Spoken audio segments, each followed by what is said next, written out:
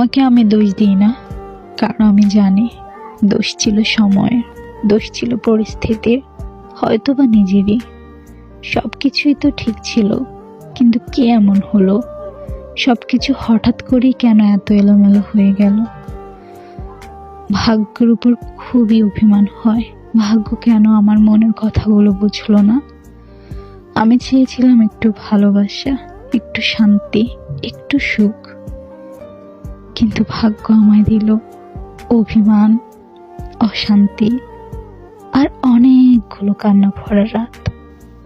আমি চেয়েছিলাম তোমাকে, তোমাকে পেলে হয়তো আমাদের অধ্যায়টা একটু অন্যরকমই হতো, কিন্তু ভাগ্য দিল না। তোমাকে দোষ দিয়ে কি লাভ বলো?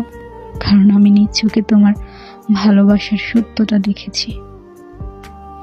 দোষ তো ভাগ্যেরই, ভাগ্যে ছিলে না তুমি। ভালো থেকো, সব সময় দোয়া করি।